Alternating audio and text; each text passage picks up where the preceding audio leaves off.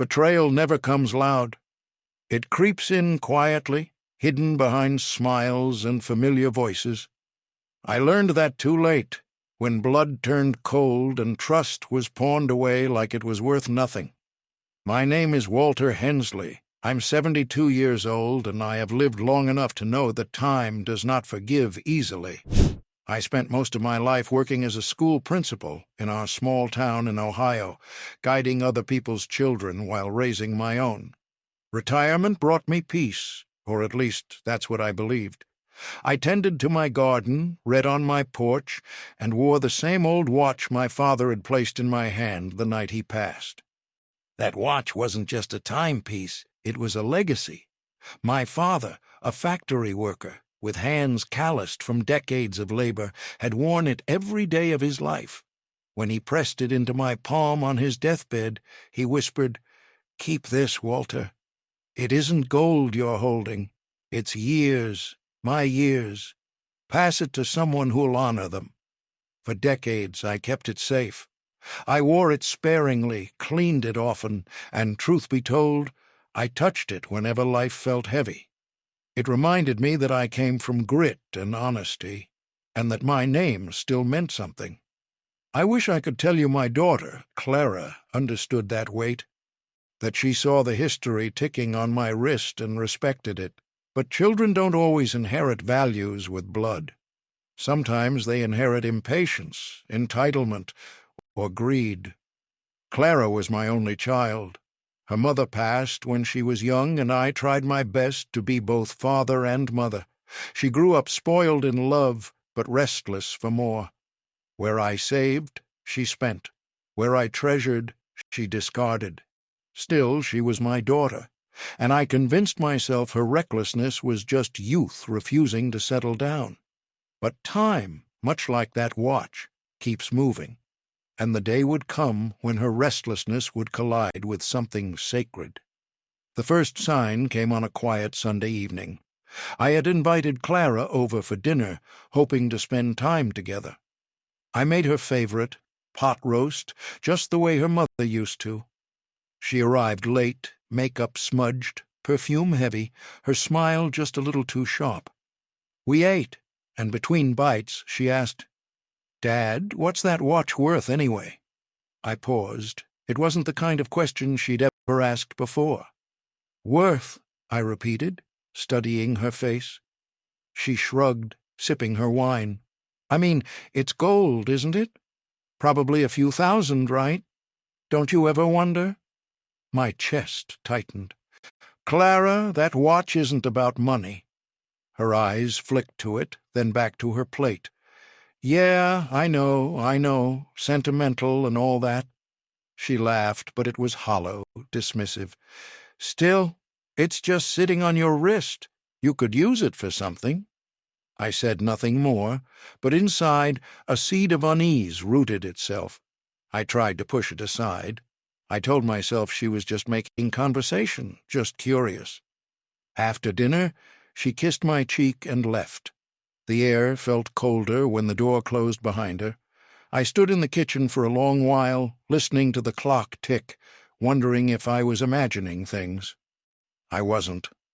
A week later, I noticed the watch was missing from its usual place. I didn't panic at first. Perhaps I had misplaced it. I searched drawers, checked the bathroom, even peered under cushions.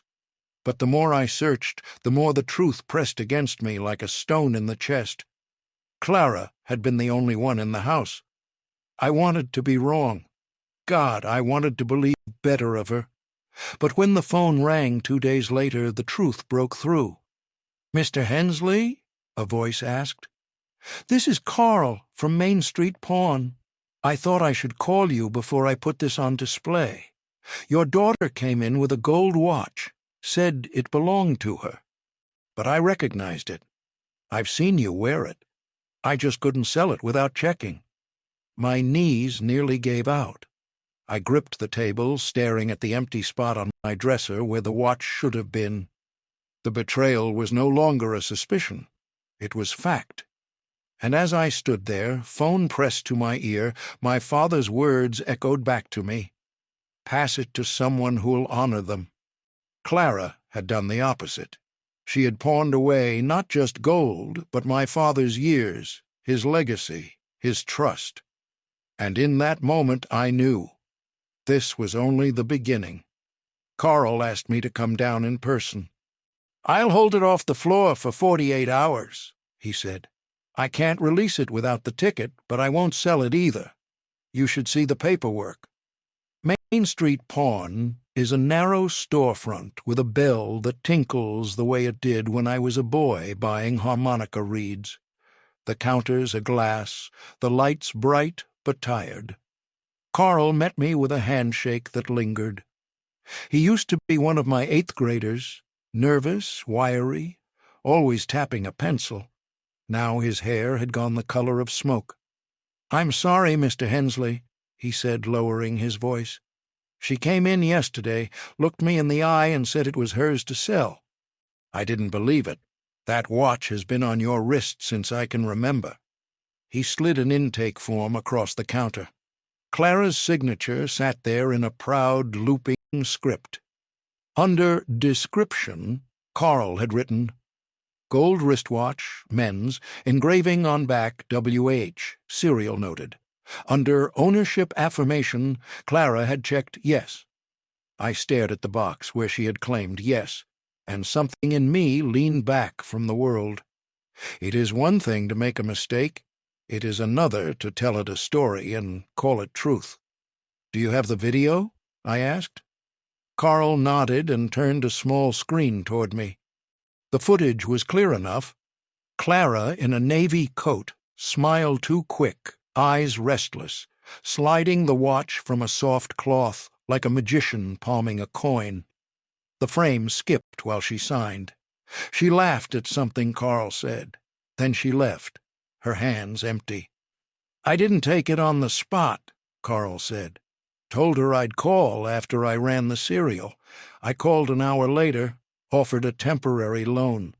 She took the cash and said she'd be back to redeem it in a week. That's when I called you. I couldn't sleep on it." "You did right," I said. My voice sounded smaller than I meant it to. "I left without the watch. Law is law," and stepped into the winter light. The cold bit the webs between my fingers. I sat in my car and dialed Clara, straight to voicemail. I tried again. Nothing. On the third try, I left a message that I thought sounded calm. "Clara, it's Dad. We need to talk about the watch. Call me." I drove home slow, the way you drive after a funeral, cautious because you are carrying something that might spill if you turn too fast. In the kitchen, I set on a kettle and stared at the place on the dresser where the watch had always lived when it wasn't on my wrist. The wood was marked with a faint oval, the way a portrait leaves a ghost on a faded wall after it's gone. I remembered my father's last night again, the hospice light, the hush, the way his breath drew short but fierce. He had tapped the back of the watch with a yellowed nail. "There's more here than ours," he'd said. "Take care with it." I had nodded, not understanding. I thought he meant memory. Now I wondered if he meant something else, something I had been too young to hear. At 6, Clara texted, "Be there in 20. Don't be dramatic." She arrived smelling of a designer candle and cologne that wasn't hers. She didn't sit. She paced the kitchen like a guest waiting for a ride. "I got your messages," she said, tone cheerful as a TV commercial. "I meant to tell you, it was just a short-term thing. I'll get it back this week. You pawned your grandfather's watch." She flinched at grandfather's, not because of the man, I think, but because the word insists on time. "Dad, relax. It's numbers on paper for Carl. He loves you. He'll hold it." "You told him it was yours." Her chin lifted. "I said I had authority, which I do. I'm your daughter." "That isn't authority," I said softly. "That's relation." She rolled her eyes, the way she used to when she was 18 and I asked her to be home by 10. "You never wear it. It sits there. Meanwhile, I had an emergency." "What sort of emergency?" Silence, then airy. Rent timing, card issue, it'll be fine. You're living with someone, I said. I can smell his cologne. Another flinch, so quick she tried to smile through it. You always notice everything. Not always, I said, and felt the truth of it cut. Not this. She stopped pacing and faced me. Look, Dad, it's a watch. Money solves things. I'll redeem it. You're making this bigger than it is. It already is bigger than it is, I said. I kept my hands on the table so they wouldn't shake. You didn't ask. You didn't even tell me. Carl recognized it because I raised him, because this town is a place where names matter. You made me a liar by association. Her mouth thinned. Carl had no right to call you. That's a privacy thing. He could get in trouble, you know. I hope he doesn't, I said. I'm grateful he did. She looked past me, out the window, at the bare maple that my wife had loved. When she spoke, her voice was smaller. I was going to tell you, I just needed to fix something first. What needs fixing? No answer. She ran a thumb along the edge of the counter the way she did at 12 when she had knocked over my last bottle of ink and didn't want to say so. Tomorrow, I said, we're going to Carl together. You'll bring the pawn ticket. We'll redeem it. You'll apologize. I don't have the ticket. Clara. I don't, she insisted, eyes flashing. I lost it, but it doesn't matter. Carl knows me. He knows me, I said. That's the problem. Her phone buzzed. She glanced at it and angled the screen away. I have to go. I have dinner. With whom? I asked. That's not your business. She slipped her purse over her shoulder. The movement was too fast. The purse jostled open, and for a heartbeat I saw the corner of a white stub with Main Street Pawn stamped in fading purple. She snapped the clasp shut. I'll call you tomorrow. She left a trail of perfume and cold air. The door clicked. I stood in the kitchen for a long time, listening to the kettle hiss and shut off, then hiss again because I had forgotten to pour. I am not a man who shouts. I do not chase. I have learned that strong currents run beneath quiet water. Upstairs, in the cedar box where I keep old letters, I found the folded slip my father had tucked beneath the watch the night he gave it to me. I had read it once, years ago, and forgotten it because it seemed like one of his odd jokes. It was a bank name I hadn't thought of in decades, a number in small block letters, and the date, 1974, underlined twice. On the back, in his careful hand, if you ever need to prove what's yours, this will do.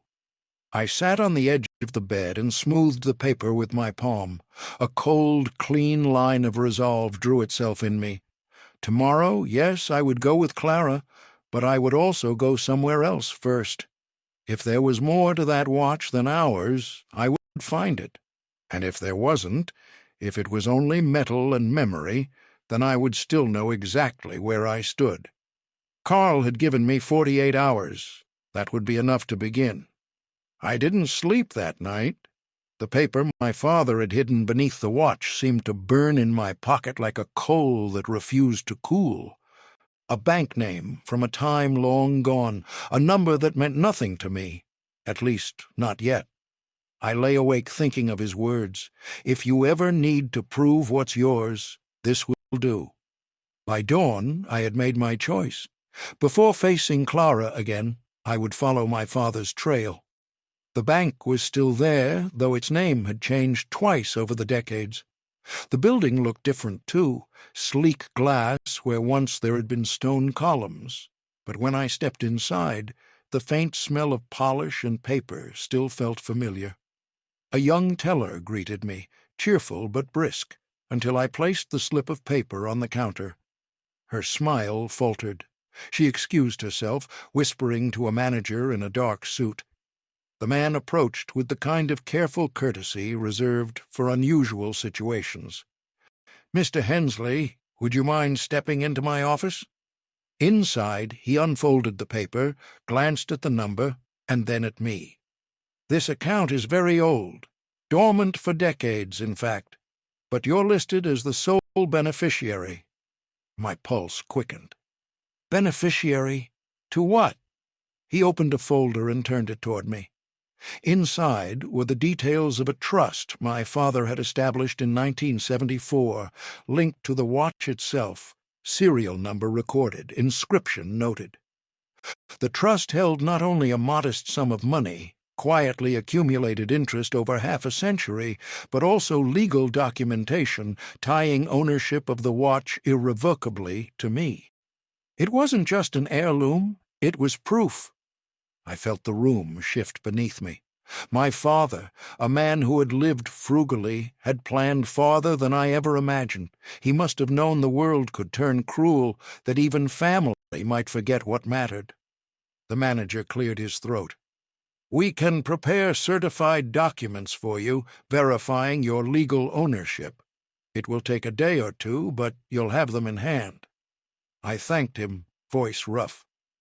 As I walked back to my car, the winter air felt sharper, but also cleaner. I had something now, not only a path to reclaim the watch, but leverage. That evening, Clara came over again, this time uninvited. Her steps were quick, her tone sharp before she even sat down. Dad, I need you to back off. Carl called me, said you were sniffing around. You're making this a bigger deal than it is. I studied her. Her makeup couldn't hide the dark crescents under her eyes. She looked frayed, cornered. You lied, Clara. You forged ownership. I borrowed, Dad. You act like I stole from a stranger. It's family. What's yours is mine. Her words struck me like a slap. What's yours is mine. No mention of respect, of trust, only entitlement.